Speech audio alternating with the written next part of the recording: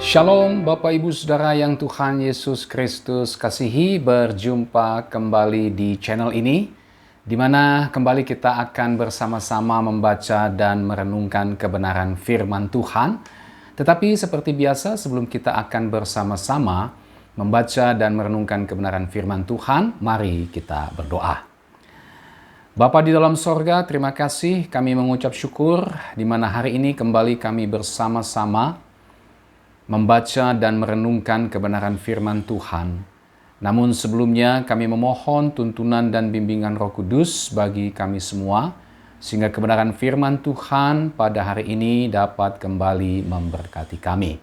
Terima kasih ya Tuhan, ini doa kami, dalam nama Yesus kami berdoa, haleluya, amin. Firman Tuhan pada hari ini yang menjadi renungan kita terambil dari Ulangan pasal yang ke-6, ayat 4 sampai dengan ayatnya yang ke-9.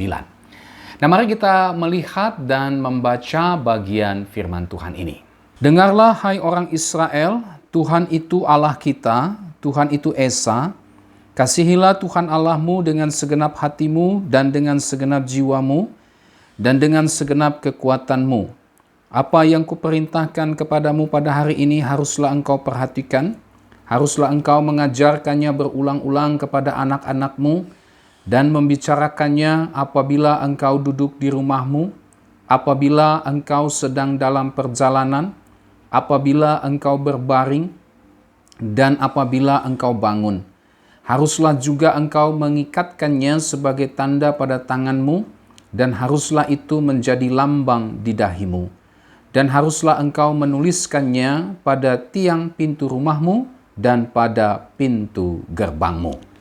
Demikian firman Tuhan yang menjadi renungan kita pada hari ini, dan tema yang menjadi renungan kita pada hari ini adalah kasih kepada Allah.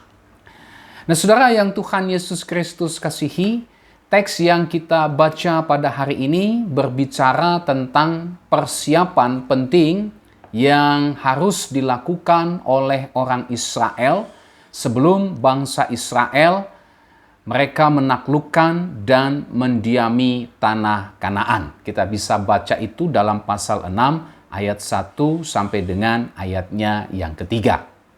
Nah, saudara, Musa mengajarkan bahwa bangsa Israel ketika mereka nanti kelak ada di tanah Kanaan, mereka akan menjadi bangsa yang besar dan makmur. Nah, yang menarik, Musa mengajarkan bahwa bangsa Israel akan menjadi bangsa yang besar, akan menjadi bangsa yang makmur adalah ketika mereka hidup mengasihi Tuhan. Ya. Inilah yang menjadi kunci bagaimana bangsa itu nanti kelak akan menjadi sebuah bangsa yang besar, sebuah bangsa yang makmur, sebuah bangsa yang diberkati Tuhan secara luar biasa. Kuncinya adalah ketika mereka menjaga persekutuan mereka dengan Tuhan. Ketika mereka memiliki persekutuan kasih dengan Allah. Ketika mereka hidup di dalam kasih kepada Allah. Nah, ada beberapa aspek penting yang bisa kita lihat dari bagian firman Tuhan ini ketika berbicara tentang kasih kepada Allah. Aspek yang pertama itulah kasih kepada Tuhan diwujudkan dengan mentaati firman Tuhan dengan sepenuh hati. Kita lihat itu dalam pasal 6 ayat 1 sampai dengan ayatnya yang ketiga. Saya baca.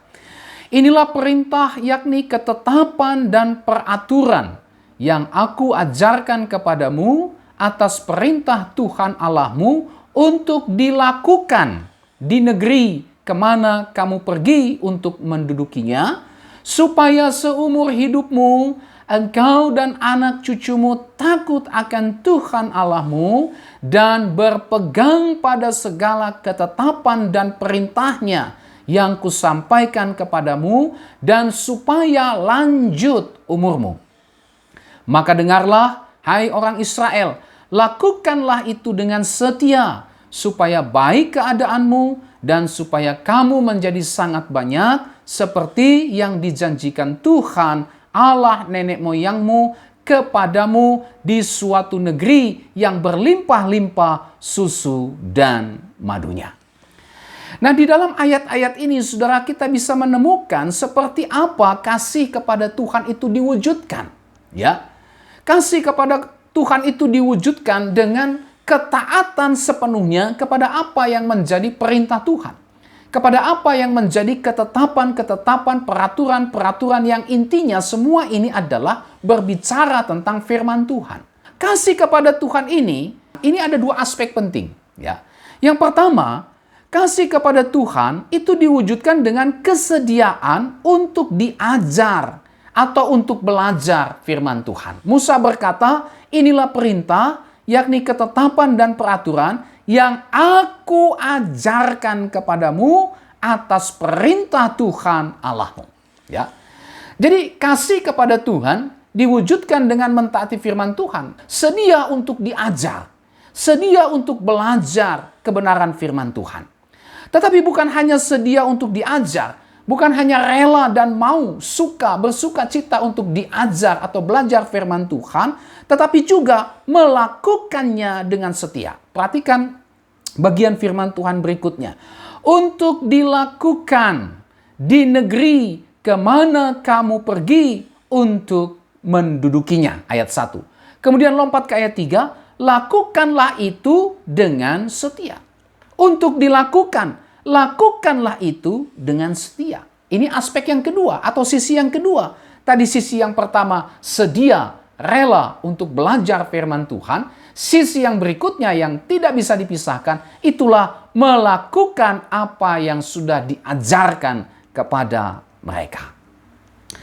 Nah, saudara yang Tuhan Yesus Kristus kasihi, di dalam aspek yang pertama ini, kita bisa belajar bahwa mengasihi Tuhan ini adalah sebuah tindakan nyata. Jadi bicara tentang mengasihi Tuhan ini bukan bicara tentang sebuah teori. Bicara tentang mengasihi Tuhan ini bicara sebuah tindakan nyata, ya, yang diwujudkan dengan pertama mau, rela, ya, tekun, sedia memberi diri untuk diajar oleh Tuhan melalui firman-Nya.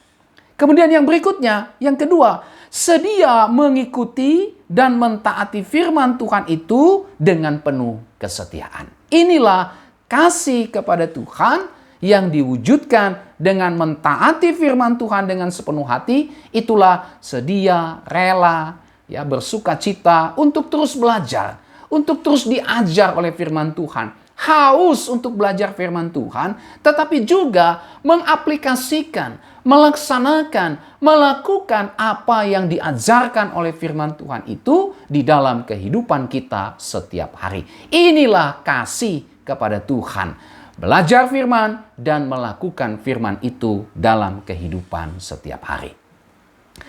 Aspek yang kedua, ketika bicara tentang kasih kepada Allah, ayat 4 sampai dengan ayatnya yang kelima. Ya. Itulah kasih kepada Allah ini didasarkan kepada keesaan dan keutamaan Tuhan. Nah, ini menarik sekali, saudara. Ya. Ayat 4 berbicara begini, saudara. Dengarlah hai orang Israel. Shema Yisrael. Dengarlah hai orang Israel. Tuhan itu Allah kita. Tuhan itu Esa. Saudara, ayat 4 ini bicara tentang keesaan Tuhan, bicara tentang keutamaan Tuhan. Ya. Artinya apa? Artinya tidak ada Allah selain Yahweh saja. Tidak ada Allah selain Tuhan yang sudah menyatakan dirinya kepada umat Israel. Hanya dialah satu-satunya Allah yang maha kuasa. Tidak ada yang lain. Ya. Tuhan itu Esa. Artinya apa? Dialah yang terutama, dialah satu-satunya Tuhan dan tidak ada yang lain. Ya. Jadi ayat 4 ini bicara tentang keesaan dan keutamaan Tuhan. Setelah Musa mengajarkan tentang keesaan dan keutamaan Tuhan, Shema Yisrael, Tuhan itu Allah kita, Tuhan itu Esa, lalu kemudian menyusul ayatnya yang kelima, kasihilah Tuhan Allahmu itu, Tuhan Allah yang Esa itu, ya, dengan segenap hatimu dan dengan segenap jiwamu dan dengan segenap kekuatanmu. Ya. Jadi ayat 4 dan ayat 5 ini saudara, kalau diringkas ini bisa menjadi satu kalimat bahwa keesaan dan keutamaan Tuhan ini merupakan dasar, ini merupakan pondasi bagi hubungan kerohanian yang benar. Ya. Keesaan dan keutamaan Tuhan ini menjadi pondasi dari kasih umat Israel kepada Tuhan. Nah, kalau keesaan dan keutamaan Tuhan ini menjadi sebuah pondasi kasih orang Israel kepada Tuhan, maka jelas orang Israel tidak akan mungkin menyembah Allah lain selain hanya Yahweh saja, yang adalah satu-satunya Allah yang layak untuk disembah, yang adalah Tuhan mereka, dan yang menjadi satu-satunya objek kasih mereka. Nah, saudara yang Tuhan Yesus Kristus kasihi, bicara tentang keesaan dan keutamaan Tuhan, ini sesuatu yang sangat penting, ya, yang menjadi landasan, yang menjadi dasar, atau yang menjadi pondasi dari kasih kepada Allah. Tanpa kita mengetahui dan mengakui keesaan dan keutamaan Tuhan, kita sesungguhnya tidak akan mau, kita sesungguhnya tidak akan mampu mengasihi Dia dengan totalitas kehidupan kita. Tidak mungkin. Artinya apa? Artinya, kalau kita tidak mengakui, kita tidak mengimani keesaan dan keutamaan Tuhan, bahwa Dialah satu-satunya Allah dan tidak ada yang lain, ya, maka mustahil kita bisa mengasihi Tuhan dengan segenap hati, dengan segenap jiwa, dan dengan segenap kekuatan kita. Kita akan percaya dan beriman juga kepada Allah-Allah lain dalam kehidupan kita. Kita pasti akan menduakan Allah. Kita akan mempercayai banyak Allah lain dalam kehidupan kita. Karena kita tidak mengakui, kita tidak mengimani keesaan dan keutamaan Allah. Ya, kita tidak mengakui, kita tidak mengimani bahwa sesungguhnya hanya Tuhan saja Allah dan tidak ada Allah-Allah lain di dalam kehidupan kita. Ya. Nah, saudara yang Tuhan Yesus Kristus kasihi, banyak contoh yang bisa kita lihat dari praktek atau tindakan yang tidak mengakui dan mengimani keesaan dan keutamaan Tuhan yang masih nampak dalam kehidupan orang-orang Kristen. Ya. Misalnya apa? Misalnya satu, ya, masih banyak orang Kristen yang masih percaya kepada dukun, masih pergi ke dukun atau orang pintar yang dianggap bisa memberikan kesembuhan, bisa memberikan kesehatan, bisa memberikan berkat rezeki, bisa memberikan jodoh, bisa memberikan keuntungan, bisa memberikan keselamatan dan sebagainya.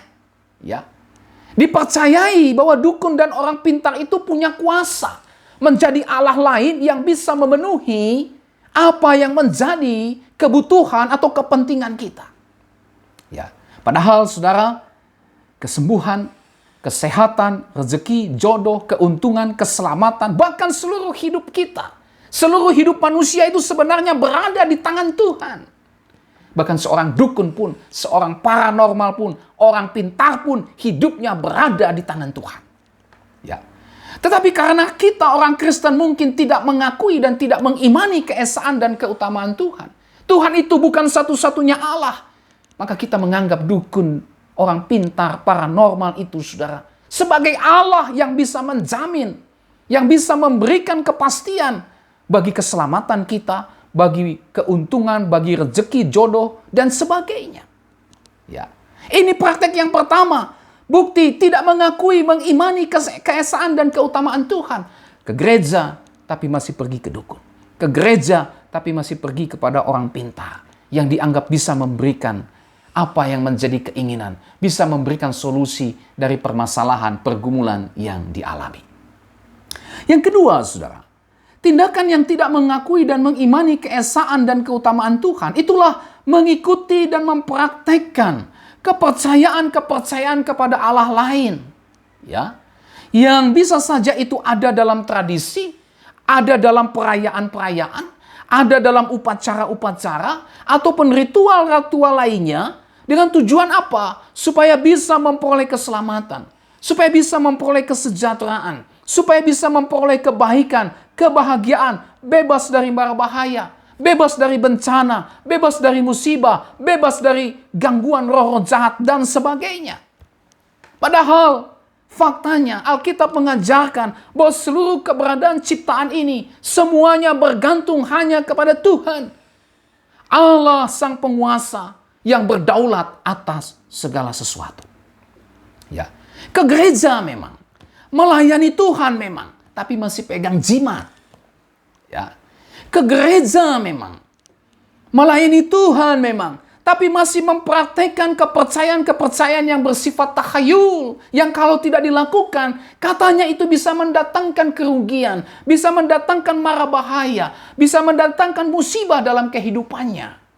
Ya, ini bukti bahwa orang Kristen yang demikian tidak mengakui dan mengimani keesaan dan keutamaan Tuhan. Biarpun mungkin dia sering ke gereja, biarpun mungkin dia melayani Tuhan. Ya, tetapi pada prakteknya masih terikat dengan praktek-praktek kepercayaan-kepercayaan kepada Allah lain. Ya, ada orang Kristen, ibu-ibu Kristen yang hamil, lalu kemudian pakai peniti, saudara, di bajunya. Kenapa? Karena peniti itu dipercaya sebagai sebuah kuasa yang bisa mempengaruhi, yang bisa melindungi janinnya dari gangguan roh-roh jahat. Ini kepercayaan kepada Allah lain. Ini praktek, tindakan yang tidak mengakui, mengimani keesaan dan keutamaan Tuhan. Ya, orang Kristen, tapi masih mempraktekkan kepercayaan kepada arwah-arwah orang mati. Berdoa di kuburan, berdoa kepada orang mati, berharap orang mati bisa memberikan berkat. Ya, memberikan sesuatu kepada orang mati supaya orang mati itu tidak berbuat sesuatu yang tidak baik kepada dirinya. Ini merupakan tindakan dan praktek yang tidak mengakui dan mengimani keesaan dan keutamaan Tuhan. Ya, dan masih banyak lagi praktek-praktek kepercayaan kepada Allah-Allah lain. Baik itu melalui tradisi, perayaan, upacara-upacara, ritual-ritual lainnya yang masih dilakukan oleh orang Kristen. Ini merupakan sebuah bentuk penyangkalan terhadap keesaan dan keutamaan Tuhan. Nah, oleh sebab itu, saudara, bicara tentang kasih kepada Tuhan.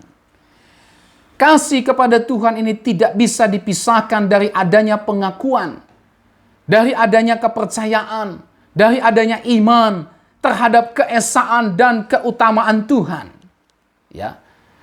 Kalau saudara dan saya percaya bahwa Tuhan itu Allah, Dia satu-satunya yang esa, maka saudara akan memutuskan ya, relasi dengan contoh-contoh yang tadi seperti saya sampaikan. Ya, pergi ke dukun, terlibat kepercayaan-kepercayaan kepada Allah lain. Saudara tidak akan lagi melakukan itu. Saudara dan saya akan putuskan itu. Karena itu sia-sia, itu tidak ada artinya. Bahkan itu adalah sebuah bentuk penyembahan kepada Allah-Allah lain. Itu adalah sebuah praktek menduakan Allah, menyangkali keesaan dan keutamaan Tuhan. Nah, oleh sebab itu, saudara, penting sekali kita mengimani. Ya, penting kita mempercayai keesaan dan keutamaan Tuhan. Kalau saudara percaya bahwa Tuhan itu satu-satunya Allah, Dia adalah Allah yang esa dan tidak ada yang lain, maka saudara akan hanya mengasihi Tuhan saja dan tidak ada yang lain. Saudara hanya akan menyembah Tuhan saja dan tidak ada yang lain. Tanpa kita mengetahui dan mengakui keesaan dan keutamaan Tuhan, maka kita tidak akan mau dan kita tidak akan mampu mengasihi Tuhan dengan segala totalitas kehidupan kita. Aspek yang ketiga ketika bicara tentang kasih kepada Tuhan, itulah kasih kepada Tuhan dilakukan dengan segenap hati, segenap jiwa, dan segenap kekuatan kita. Ayatnya yang kelima. Ya. Apa maksudnya mengasihi Tuhan dengan segenap hati, dengan segenap jiwa, dan dengan segenap kekuatan kita? Yang pertama, mengasihi Tuhan dengan segenap hati, dengan segenap jiwa, dan dengan segenap kekuatan. Artinya, saudara, kita mengasihi Allah dengan kasih yang tulus. Bukan hanya sekedar kata-kata saja, tetapi hati kita tidak tertuju kepadanya atau hati kita tidak bersamanya. Tuhan Yesus pernah berkata, bangsa ini memuliakan aku dengan bibirnya, tetapi hatinya menjauh daripadaku. Hanya bibir saja yang mengatakan aku mengasihi Tuhan, tetapi prakteknya hatinya justru tidak tertuju kepada Tuhan. Ya, Ini yang disebut lain di bibir, lain di hati. Ya. Yang kedua, mengasihi Tuhan dengan segenap hati, segenap jiwa, dan dengan segenap kekuatan. Artinya, saudara, kita harus mengasihi Allah melebihi kasih kita kepada apapun dan siapapun. Saya mengutip perkataan Tuhan Yesus dalam Matius 10 ayat 37. Di situ dikatakan, barang siapa mengasihi bapa atau ibunya lebih daripadaku, ia tidak layak bagiku, dan barang siapa mengasihi anaknya laki-laki atau perempuan lebih daripadaku, ia tidak layak bagiku. Ya, jelas ayat ini jangan dimengerti bahwa kita tidak boleh mengasihi bapak, ibu, atau anak-anak kita. Bukan itu maksudnya. Ya.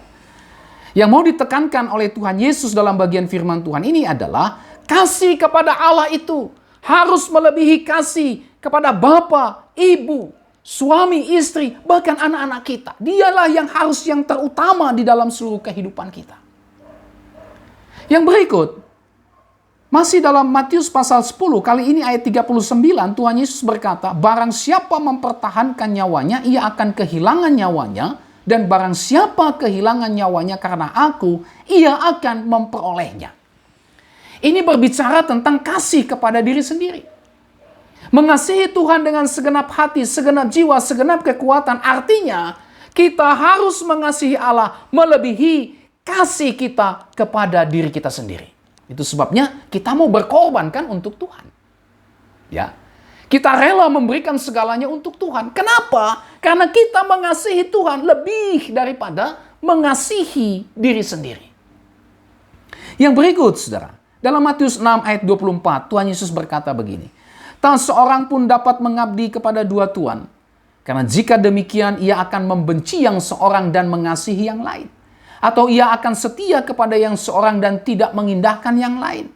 Kamu tidak dapat mengabdi kepada Allah dan kepada Mamon. Ya.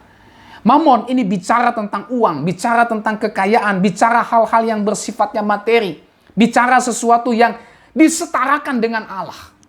Ya. Nah, Tuhan Yesus berkata bahwa orang yang mengasihi Allah tidak mungkin juga di saat yang bersamaan mengasihi Mamon. Karena itu bukan mengasihi dengan segenap hati, jiwa, dan dengan segenap kekuatan. Mengasihi Tuhan dengan segenap hati, segenap jiwa, dan dengan segenap kekuatan adalah mengabdi hanya kepada Allah dan melepaskan Mamon. Membenci yang namanya Mamon. Ya. Nah, saudara yang Tuhan Yesus Kristus kasih, inilah dua makna mengasihi Tuhan dengan segenap hati, segenap jiwa, dan segenap kekuatan. Itulah kita mengasihi Tuhan dengan kasih yang tulus, bukan hanya kata-kata saja. Apakah kita sudah mengasihi Tuhan dengan segenap hati kita? Hati kita ini hanya terikat kepada Dia saja. Mengasihi Tuhan dengan segenap hati dan dengan segenap jiwa serta segenap kekuatan. Ini bicara tentang mengasihi Tuhan melebihi kasih kita kepada apapun dan siapapun. Apakah kasih kita kepada Tuhan melebihi kasih baik terhadap orang tua, suami, istri, anak-anak, melebihi kasih kepada diri sendiri. Bahkan melebihi kasih kita kepada apa yang kita miliki di dunia ini. Yang keempat, saudara, bicara tentang kasih kepada Tuhan, itulah kasih kepada Tuhan haruslah diperhatikan. Ayat 6. Ya. Apa yang kuperintahkan kepadamu pada hari ini haruslah engkau perhatikan. Nah, istilah perhatikan ini mempunyai arti ada di dalam hati. Ya. Teks aslinya berkata ada di dalam hati, bicara tentang hati. Haruslah engkau perhatikan, ini bicara tentang tersimpan di dalam hati. Artinya, apa yang Tuhan perintahkan, seluruh kebenaran firman Tuhan itu haruslah tersimpan di dalam hatimu. Jadi bicara tentang kasih kepada Tuhan, ini bicara tentang menyimpan firman Tuhan di dalam hati. Ya.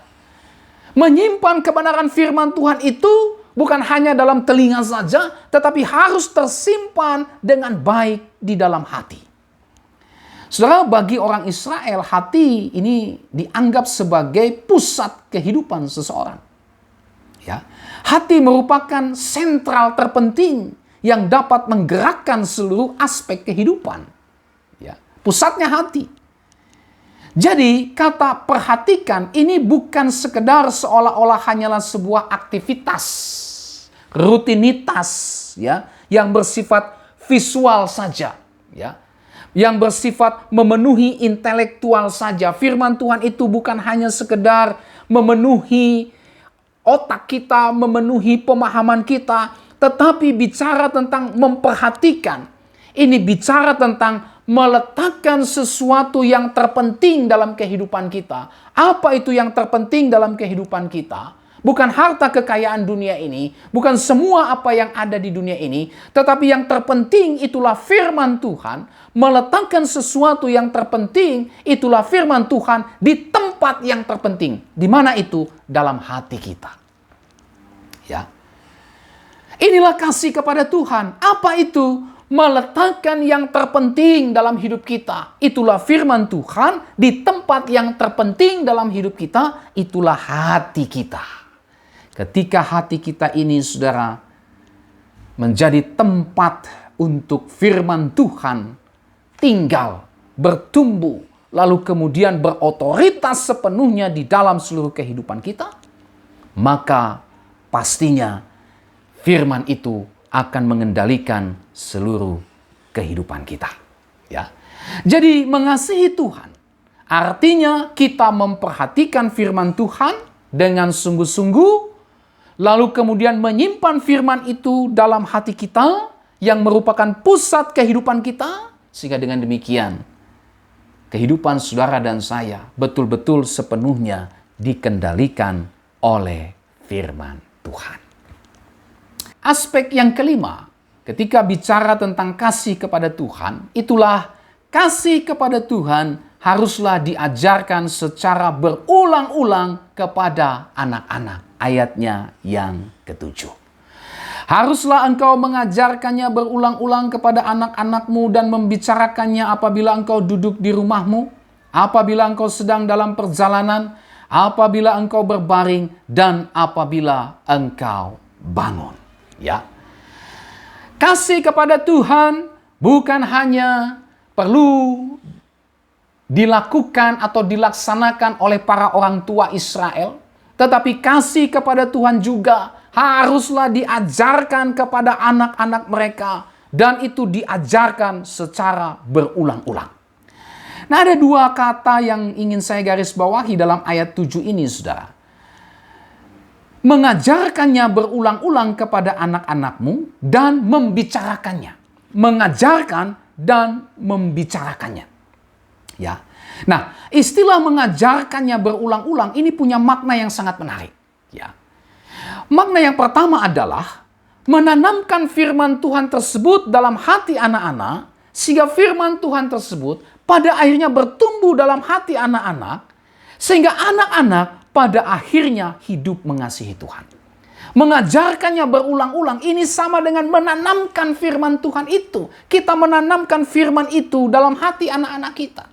Jadi pada saat saudara dan saya mengajarkan firman Tuhan itu kepada anak-anak kita, itu sama saja kita sedang menanamkan firman Tuhan itu ke dalam hati anak-anak kita, sehingga firman itu bertumbuh dalam hati anak-anak, ya, dan anak-anak pada akhirnya hidup mengasihi Tuhan. Makna yang kedua, saudara, yang tidak kalah menariknya, bicara tentang mengajarkan berulang-ulang, ini maknanya adalah mengasah supaya semakin tajam. Ya, tadi menanam, ini sekarang mengasah supaya semakin tajam. Artinya apa? Artinya sama seperti pisau yang ketika diasah akan semakin tajam. Ya. Demikian juga ketika kita mengajar firman Tuhan berulang-ulang kepada anak-anak kita, maka seperti pisau, firman Tuhan itu akan menembus hati mereka, sehingga mereka pada akhirnya bisa tunduk kepada firman Tuhan, dan pada akhirnya mereka hidup dalam ketaatan kepada firman Tuhan, dan itu menjadi bukti bahwa mereka mengasihi Tuhan. Ya. Mengajarkannya berulang-ulang sama seperti pisau yang diasah, saudara ya. Semakin diasah, semakin tajam. Semakin sering kita mengajarkan firman Tuhan itu berulang-ulang kepada anak-anak kita, maka firman itu menjadi seperti pisau yang menembus hati mereka, yang menguasai hati mereka, sehingga pada akhirnya firman Tuhan itu, saudara, menguasai hati dan kehidupan anak-anak kita, sehingga anak-anak kita menjadi anak-anak yang mengasihi Tuhan. Itulah yang menjadi kerinduan dan harapan kita. Mengajarkannya berulang-ulang, ya. Ini diwujudkan dengan membicarakannya, ya. Mengajarkan berulang-ulang. Ini diwujudkan dengan membicarakannya baik di dalam rumahmu, dalam perjalanan, ya. Apabila engkau sedang berbaring, maksudnya sebelum engkau tidur malam, dan apabila engkau bangun, maksudnya sesudah bangun pagi. Mengajarkan berulang-ulang ini diwujudkan dengan membicarakannya, ya. Nah, istilah membicarakan ini punya makna, saudara. Apa maknanya? Mengaitkan kebenaran firman Tuhan yang diajar itu ke dalam setiap aspek kehidupan, ya. Mengajarkannya berulang-ulang, membicarakannya dalam rumahmu, ya. Sebelum makan misalnya, kita mengajak anak-anak kita berdoa. Kita mengajak mereka untuk membaca dan merenungkan firman Tuhan, ya. Kemudian mengaitkannya dalam seluruh kehidupan praktis setiap hari. Ketika anak berulang tahun, kita kaitkan ulang tahun anak itu dengan firman Tuhan. Ketika anak naik kelas, kita kaitkan kenaikan kelasnya itu dengan firman Tuhan, ya. Ketika anak sakit, kita kaitkan peristiwa itu dengan firman Tuhan. Inilah yang disebut dengan membicarakannya, ya. Pada saat engkau duduk di rumahmu, dalam kehidupan keluarga kita setiap hari. Membicarakan berarti mengaitkan kebenaran firman Tuhan itu dengan setiap peristiwa, dengan setiap kesempatan, dengan setiap situasi dan kondisi yang terjadi dalam kehidupan keluarga, yang dialami dalam kehidupan anak-anak kita. Intinya adalah bagaimana menjalani kehidupan seturut dengan kebenaran firman Tuhan. Bagaimana mengaitkan setiap peristiwa yang terjadi dalam kehidupan anak-anak dengan kebenaran firman Tuhan. Ya. Inilah yang disebut dengan mengajarkannya berulang-ulang dan membicarakannya. Nah, saudara yang Tuhan Yesus Kristus kasihi, dalam aspek yang kelima ini kita bisa mendapati sebuah pelajaran penting tentang pendidikan rohani di dalam keluarga. Ya. Menarik sekali, saudara. Karena Allah rupanya telah menetapkan lembaga yang bernama keluarga sebagai tempat pendidikan rohani bagi anak-anak. Bukan gereja. Ya, bukan sekolah-sekolah Kristen. Tapi keluarga, lembaga pertama yang ditetapkan Allah menjadi tempat pendidikan rohani bagi anak-anak kita. Ya. Di dalam keluargalah Allah memerintahkan pendidikan rohani kepada anak-anak untuk dilaksanakan. Ya. Dan yang menarik, justru kepada orang tualah pertama-tama Allah memerintahkan supaya mengajar anak-anak mengasihi Tuhan, dan bukan kepada pendeta, bukan kepada guru-guru sekolah minggu, bukan juga kepada guru-guru Kristen, bukan kepada orang tua. Guru pertama yang mengajar anak-anak untuk bisa mengasihi Tuhan adalah orang tua, bapa dan mama. Ya. Nah, persoalannya seberapa banyak orang tua Kristen yang menyadari panggilan Tuhan ini, yang menyadari tugas tanggung jawab yang Tuhan percayakan kepada orang tua, kepada papa dan mama ini, saudara.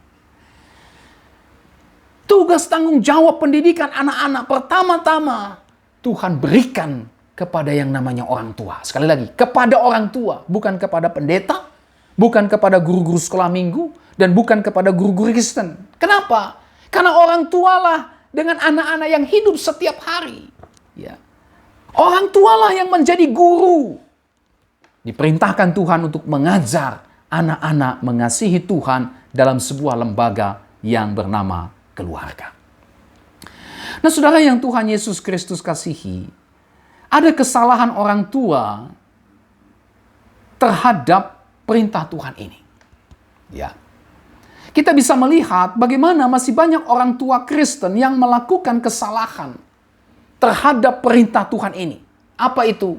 Orang tua dipercayakan menjadi guru, bertanggung jawab untuk pendidikan rohani anak-anak mereka. Apa saja kesalahannya? Yang pertama, saudara, orang tua mengalihkan tanggung jawab pendidikan rohani anak-anak mereka kepada gereja atau sekolah-sekolah Kristen. Ya, mengalihkan tanggung jawab. Ya, kalau bicara tentang mengalihkan tanggung jawab, berarti orang tua sedang mengingkari tugas tanggung jawab yang Tuhan perintahkan kepada mereka dalam hal mendidik rohani anak-anak mereka. Ya, orang tua mengalihkan tanggung jawab yang Tuhan berikan tersebut kepada gereja atau sekolah-sekolah Kristen. Gereja dan sekolah-sekolah Kristen memang punya andil juga untuk pendidikan rohani anak-anak. Tetapi saudara, gereja dan sekolah-sekolah Kristen bukan menggantikan tanggung jawab utama orang tua untuk melaksanakan pendidikan rohani anak-anak mereka. Ya, kok enak gitu ya? Tuhan percayakan kepada orang tua, kau harus didik anakmu itu takut akan aku. Didik ya. Tapi orang tua bilang, capek.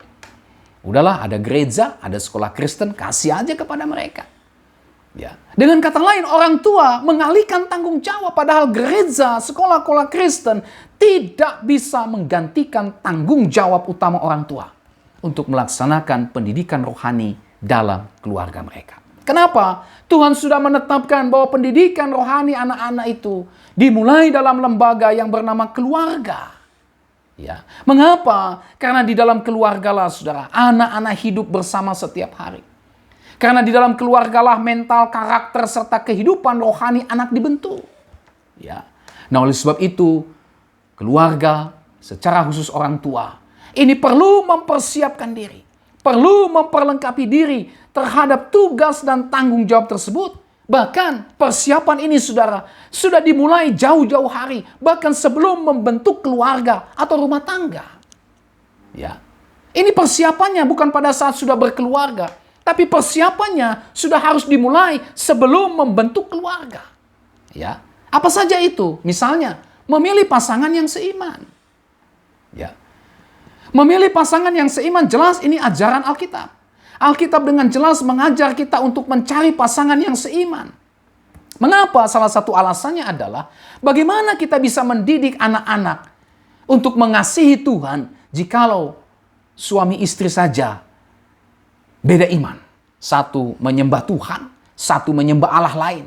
Tidak mungkin bisa akan mendidik anak-anak itu secara maksimal takut akan Tuhan.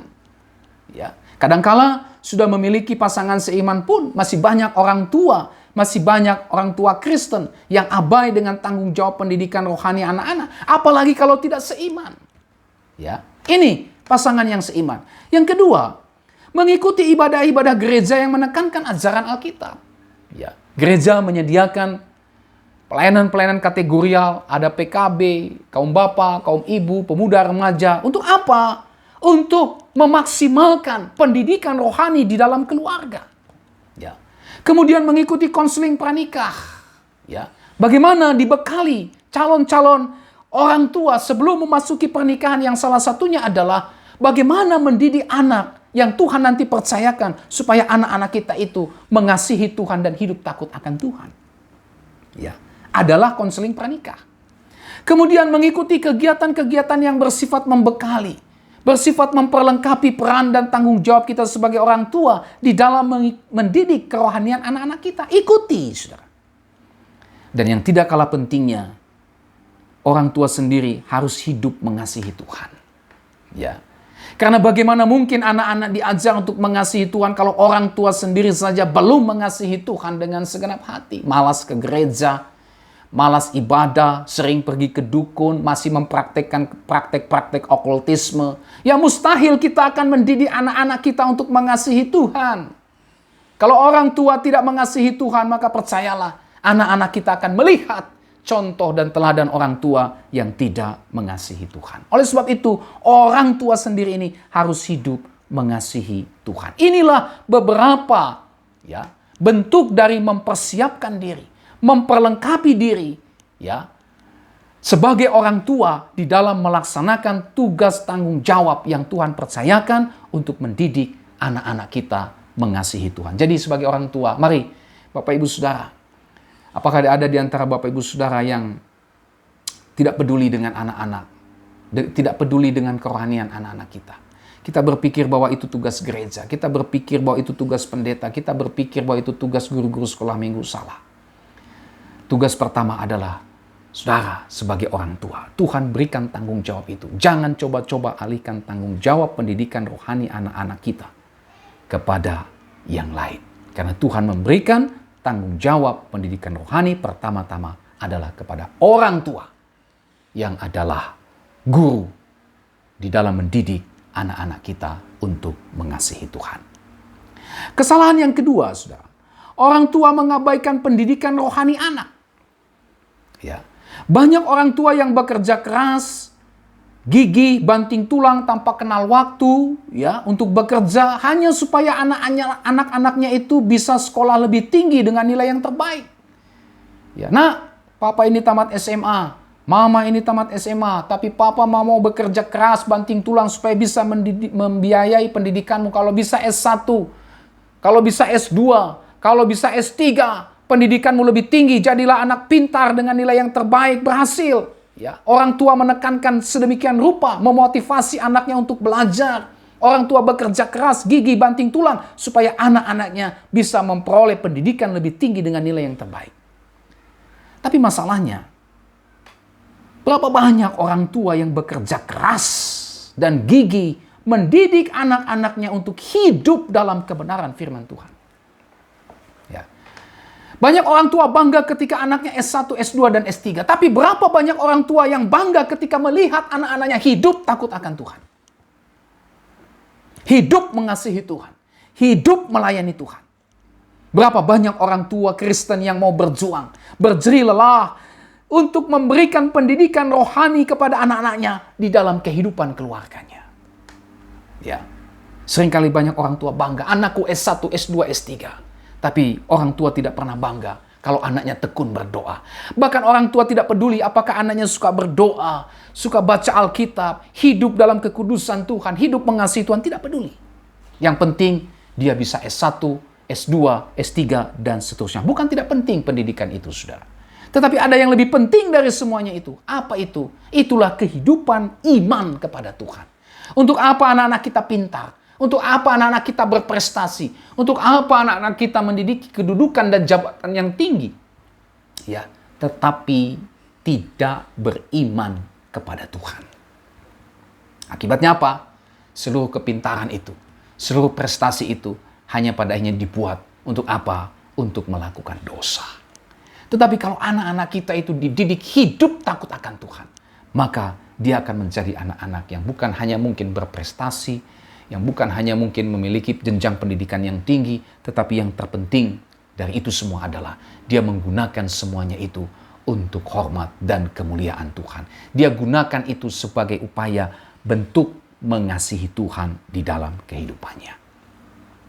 Nah, saudara, hari ini firman Tuhan menegur dan mengingatkan kita bahwa jika kita mengasihi Tuhan, maka kita akan mengajar anak-anak kita untuk mengasihi Tuhan.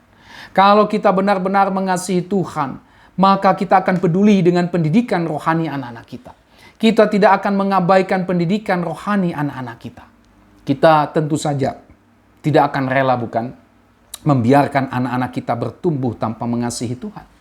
Jika kita mengasihi Tuhan dengan sungguh-sungguh, maka kita juga pasti akan memperhatikan tugas dan tanggung jawab kita sebagai orang tua yang diberikan Tuhan kepada kita untuk mendidik anak-anak kita mengasihi Tuhan.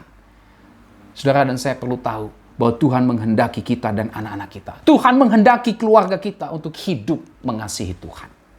Oleh sebab itu, marilah kita sebagai orang tua membangun kehidupan rohani yang baik dalam keluarga kita. Dimulai dari mana? Dimulai dari kita sebagai orang tua. Dan kemudian kita lanjutkan kepada anak-anak kita. Sehingga keluarga kita ini menjadi keluarga yang mengasihi Tuhan dan diberkati oleh Tuhan.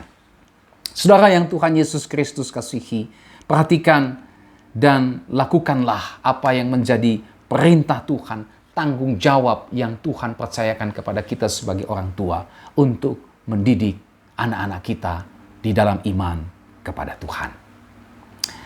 Aspek yang kelima, yang terakhir ketika bicara tentang kasih kepada Tuhan, itulah kasih kepada Tuhan menjadi sebuah gaya hidup. Ayat 8, sampai dengan ayat 9. Haruslah juga engkau mengikatkannya sebagai tanda pada tanganmu dan haruslah itu menjadi lambang di dahimu. Dan haruslah engkau menuliskannya pada tiang pintu rumahmu dan pada pintu gerbangmu.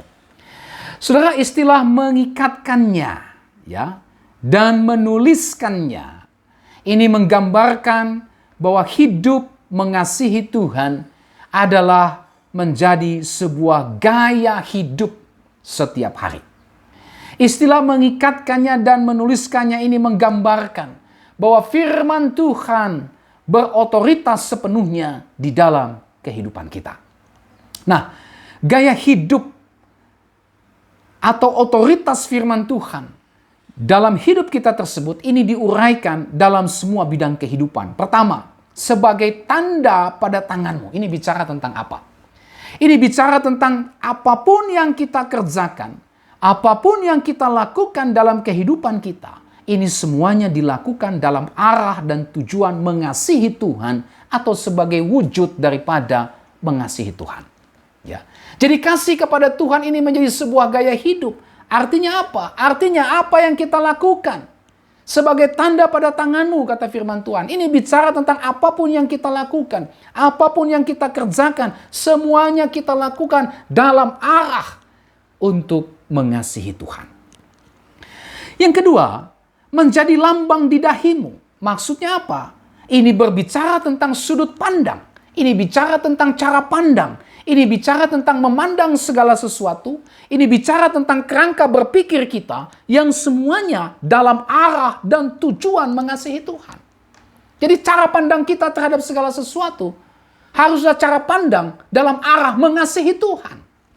Ya, kerangka berpikir kita terhadap segala sesuatu adalah kerangka berpikir dalam arah untuk mengasihi Tuhan. Yang ketiga, menuliskannya pada tiang pintu rumahmu. Ini bicara tentang kehidupan keluarga yang mengasihi Tuhan. Ya, dituliskan artinya firman Tuhan itu menjadi berotoritas penuh dalam kehidupan keluarga kita. Keluarga kita adalah keluarga yang betul-betul hidup di dalam mengasihi kepada Tuhan. Dan yang keempat, menuliskannya pada pintu gerbangmu. Ini berbicara tentang kasih kepada Tuhan yang juga bukan hanya dinampakkan dalam kehidupan pribadi kita, yang bukan hanya nampak dalam kehidupan keluarga kita, tetapi juga nampak dalam kehidupan sosial kita sendiri. Kehidupan yang mengasihi Tuhan tidak berhenti pada diri sendiri. Relasi kita yang intim dengan Tuhan bukan berarti kita menyingkir dari lingkungan, menyingkir dari kehidupan sosial kita. Ya, sebaliknya, kehidupan yang mengasihi Tuhan bukan hanya ditunjukkan dalam kehidupan pribadi, bukan hanya ditunjukkan dalam kehidupan keluarga, tetapi juga kehidupan yang mengasihi Tuhan. Kualitas kerohanian kita ini juga nampak, tergambar dengan jelas, bahkan berdampak dalam kehidupan bersama dengan orang lain. Inilah yang dimaksud kasih kepada Tuhan menjadi sebuah gaya hidup kita. Ya, firman Tuhan berotoritas dalam kehidupan kita pribadi, keluarga, bahkan juga dalam kehidupan sosial kita, dimanapun kita berada. Nah, saudara yang Tuhan Yesus Kristus kasihi, inilah seluruh renungan kita dari bagian firman Tuhan ini yang berbicara tentang kasih kepada Tuhan. Ada 6 aspek yang kita sudah lihat ketika bicara tentang kasih kepada Tuhan. Nah, biarlah ke-6 aspek dari kasih kepada Tuhan yang sudah kita lihat dan pelajari bersama, ini bisa kita lakukan, kita bisa terapkan dalam kehidupan kita setiap hari, sehingga kita menjadi orang-orang Kristen yang benar-benar mengasihi Tuhan. Keluarga kita menjadi keluarga yang mengasihi Tuhan. Bahkan kehidupan kita, keluarga kita berdampak kepada gereja kita dan juga berdampak kepada kehidupan sosial kita. Tuhan Yesus memberkati kita dengan firman-Nya. Mari kita berdoa. Tuhan Yesus, terima kasih untuk firman-Mu pada hari ini. Kiranya renungan firman Tuhan yang sudah kami dapatkan pada hari ini dapat kami aplikasikan di dalam seluruh kehidupan kami. Kami mau terus belajar untuk mengasihi Tuhan dengan ke-5 aspek yang kami sudah lihat dari renungan pada hari ini. Tolonglah kami ya Tuhan, supaya kasih kepada Tuhan itu nyata dalam kehidupan pribadi kami, dalam kehidupan keluarga, secara khusus dalam kehidupan anak-anak kami, dalam kehidupan kami bergereja, bahkan juga dalam kehidupan sosial kami. Biarlah cinta kasih Kristus itu nampak jelas dalam kehidupan kami, dan cinta kasih Kristus itu juga terpancar dari keluarga kami. Jika saat ini kami masih mengalami banyak kegagalan Tuhan di dalam mengasihi Tuhan, jika kami masih gagal di dalam menjalankan tugas, peran, fungsi, tanggung jawab kami sebagai orang tua dalam mendidik anak-anak kami secara rohani, ampunilah kami Tuhan.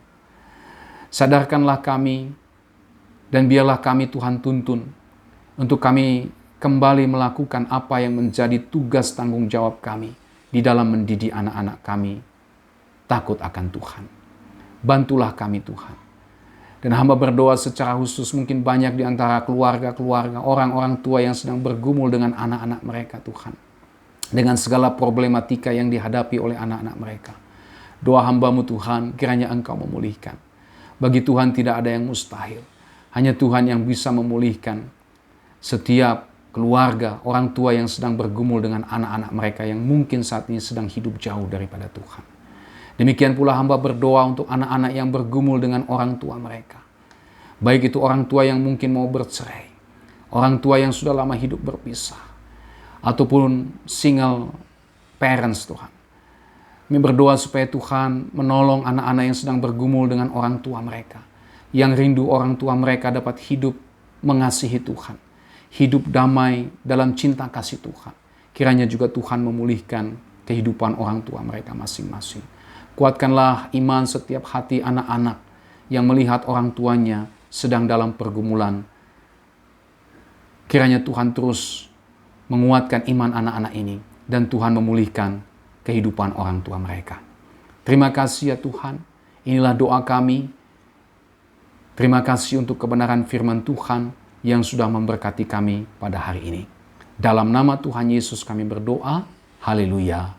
Amin. Sampai kita berjumpa kembali saudara. Tuhan Yesus memberkati saudara dan shalom.